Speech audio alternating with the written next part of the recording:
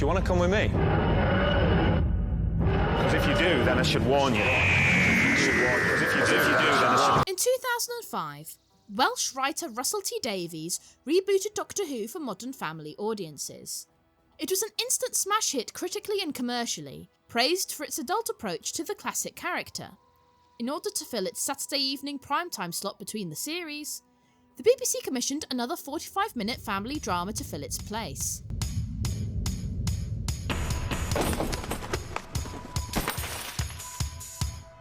They say I'm a liar. A criminal. A thief. With no respect for anyone or anything.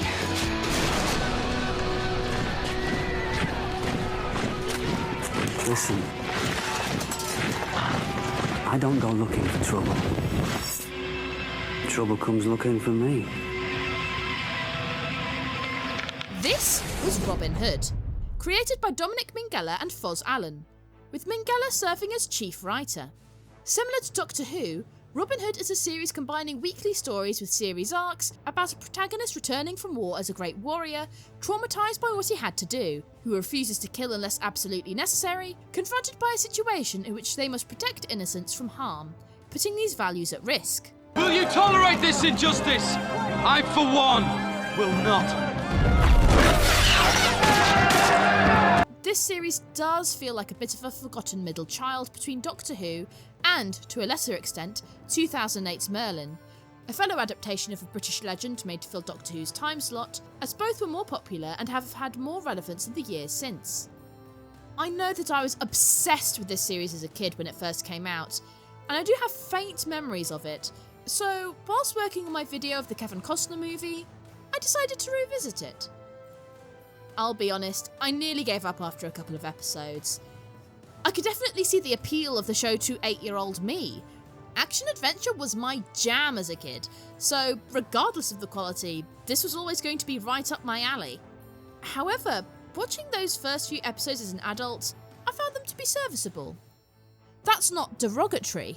A show that is serviceable is still entertaining enough to serve its purpose, but the action was a little bit goofy in places, and the characters here didn't make much of an impression on me. However, I saw that there were no other reviews of it on YouTube, so I decided to at least finish Series 1 to make a video on it. However, the series really grew on me, and whilst I can now see its flaws, I became as invested in these characters as I did when I was a child, and just had to binge the whole thing. And don't worry guys, this review is spoiler free. I'd say the best way of describing the genre is action-adventure, combining an occasionally playful and humorous tone with high stakes and drama. It's a tone that I really enjoyed in Robin Hood, Prince of Thieves, although I do think the show is a bit sillier at times, particularly towards the beginning of each series.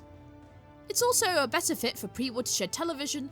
There are no American accents, so there is that. The fight choreography and stuff is usually pretty creative. The core characters become increasingly engaging and complex over time, with the exception of Keith Allen, Sheriff of Nottingham.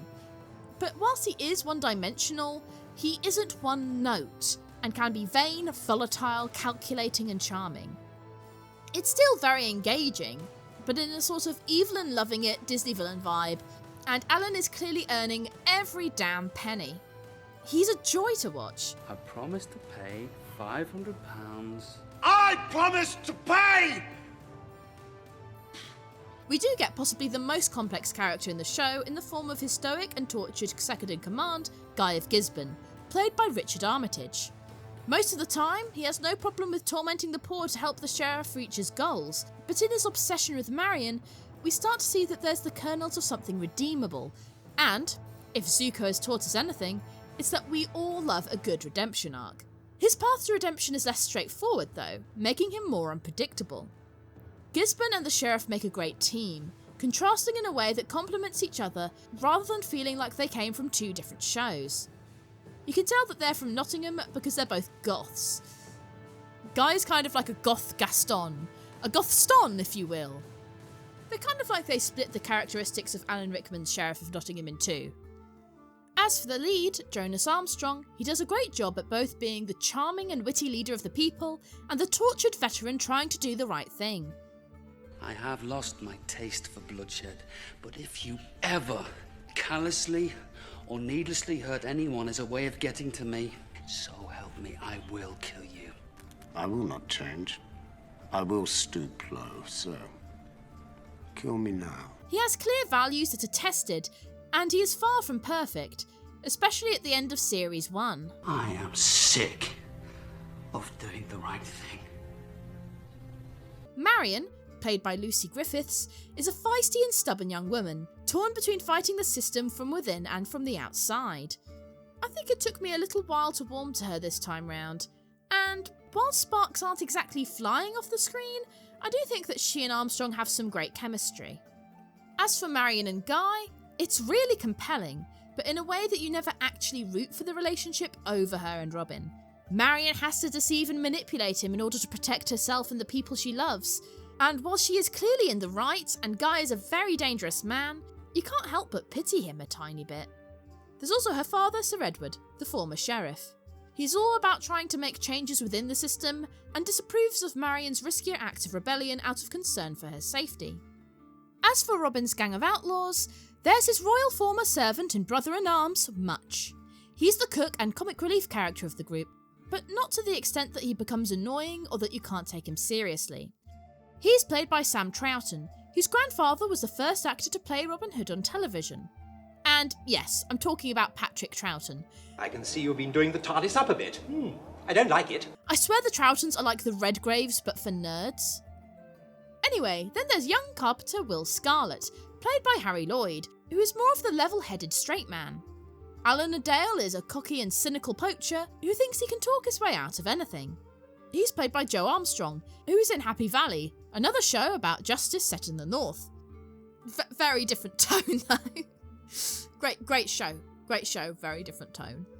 They're soon joined by Little John, a gruff older man, played by Gordon Kennedy, who I know I've seen in the Scottish sketch show Absolutely. We later have Jack joining the group, a Saracen woman played by Anjali J, who has disguised herself as her murdered brother. Her father was a doctor, and is not only a skilled medic, but a vessel of knowledge from the more advanced Middle East. She was always my favourite character as a kid. Come and join us. For good? Well, I was thinking just for dinner, but... I was thinking for good. I thought you'd be taller. I'm quite tall. Men tend to lie about their size. Obviously, she was not a character from any of the original stories, but there has been a tradition in modern media of including a Saracen in Robin's gang. I'm planning on making a video on them at some point, so let me know in the comments if you'd like to see that. Without giving away spoilers, this is the core cast for the first two series. I'm going to avoid telling you who leaves for spoiler reasons, and ask that you keep the comments spoiler-free for those discovering the series for the first time. I have a lot of thoughts on this show, so rest assured there will be at least one more video in the show where I discuss its plot in depth. The first series had a budget of $8 million for 13 episodes, which I believe was $2 million less than Doctor Who's budget at the time. It looks like it may have had a slightly bigger budget as it went on. You can see when CGI is being used for the scenery and the arrows, but it's relatively infrequent, and it looks like they did a good job for a BBC TV budget in the mid to late 2000s. There are some particularly good shots in Series 3. It was filmed in Hungary, and according to a friend of mine in the industry, labour costs half as much there, so that was presumably why. Otherwise, the show would have looked more like Monty Python and the Holy Grail. Camelot! Camelot! Camelot! It's only a model. Shh. Instead of aiming for historical accuracy with the production design, they purposefully went for slightly anachronistic costumes to fit in with the modern dialogue and timely themes. This was a pretty divisive aspect of the show, and they were mocked for it on the sketch show Dead Ringers around that time. Robin, I fear the sheriff plans to put a cap in your ass. Take a chill pill, woman. Don't diss me, Robin. Talk to the hand, Marion, because the hood ain't listening. However, whilst there are no actual magical elements in this show, Richard Armitage described the series as a fantasy, and I'd say that's accurate. Whilst you might assume that the modern take on the costumes was for budgetary reasons, everything for the show was made in-house in Budapest, and it's clear that it was a creative decision to fit in with the contemporary tone of the scripts and appeal to a younger audience. And whilst I feel like that way of thinking underestimates younger viewers somewhat, I do get it. It's not as if Robin Hood would have originally worn tights or been a fox, and yet those are the two most popular pop culture images of him. I understand why it's a creative choice you may personally dislike, but it's not because they were attempting historical accuracy with incompetence.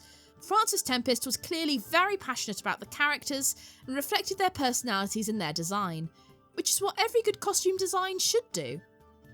I never even noticed it as a kid, and whilst I do find it a bit distracting now, I got used to the fact that Marion's outfits are very hit and miss, and I do like the costumes of most of Robin's gang and Guy of Gisborne.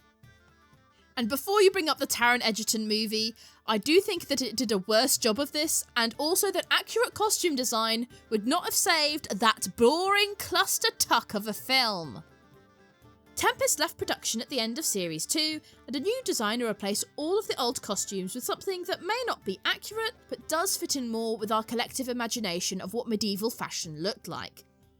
Whilst I have defended Tempest's design to an extent, I do think that these new costumes weren't as ambitious, but were less distracting, especially for the female characters.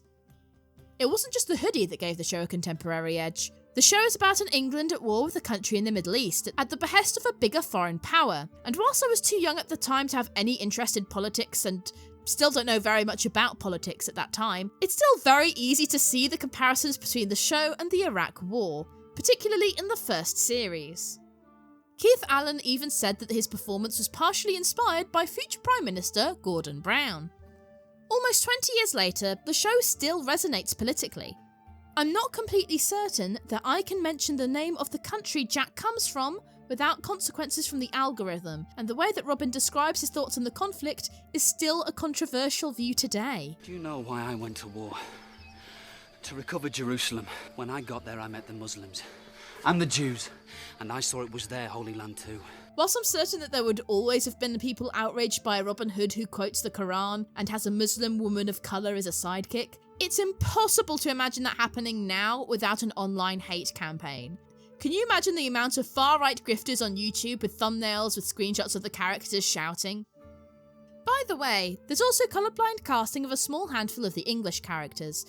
But again, the show still clearly does not care about historical accuracy or being naturalistic, so it makes no sense to have a problem with that.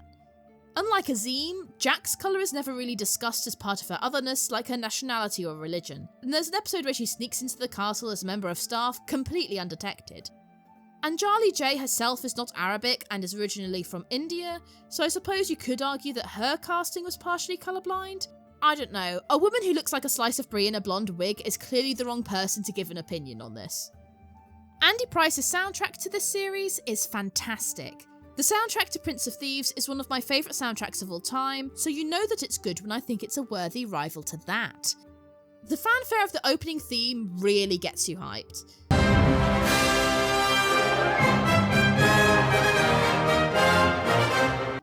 I kind of prefer the original opening titles because it lets the music speak for itself. I thought that the text looked cool, but it kind of looked more like a trailer, if that makes sense. I don't know, maybe I'm nitpicking. As I said, it took me a while to warm to it at first.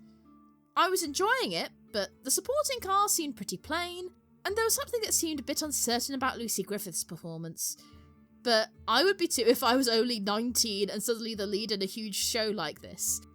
I mean, I'm 8 years older than she was at the time, and whenever I see her in interviews, I feel maternal. I feel like she needs protecting.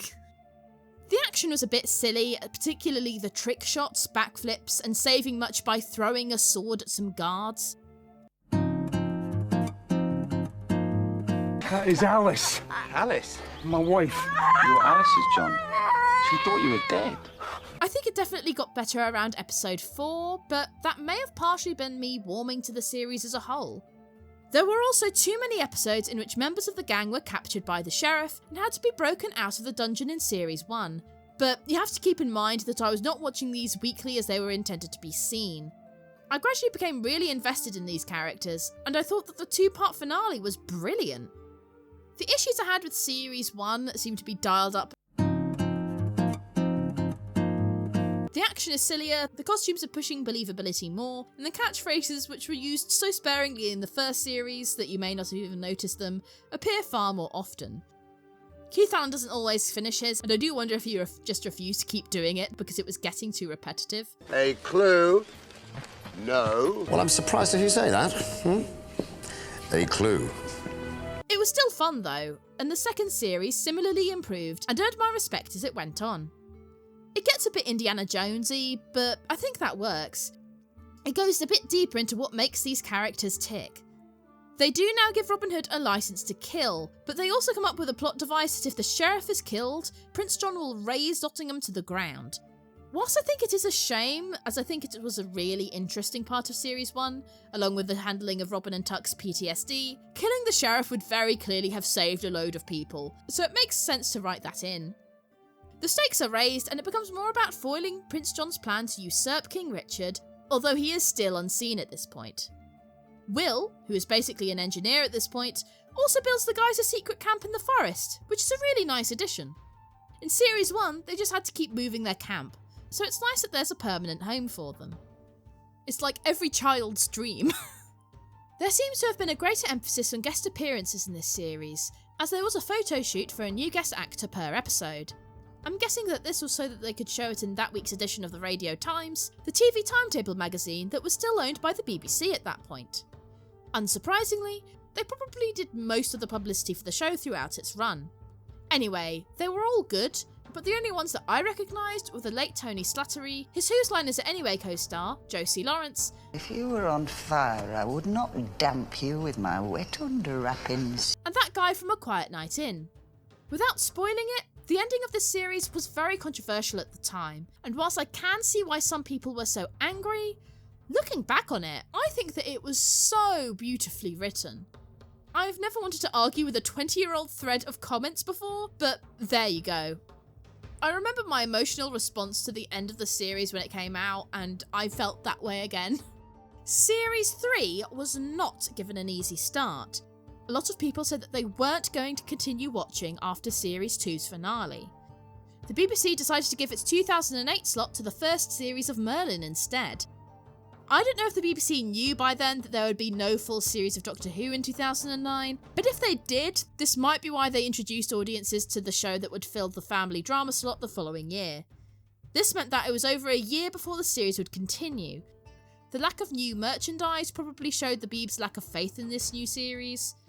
Co-creator Dominic Minghella left as a producer and head writer, and this is probably the main reason behind the issues of the script in this series. Wisely, the writers drip-fed in new characters for Series 3. We didn't really get any new series regulars in the last series, so they had to compensate for characters who both left in the previous series and were to leave at the end of this one. For the most part, they pull off these characters well, filling in certain functions left by previous characters without being reskinned versions of them. Toby Stephens' Prince John is delightfully deluded. Isabella is one of the most interesting and unpredictable characters in the whole show.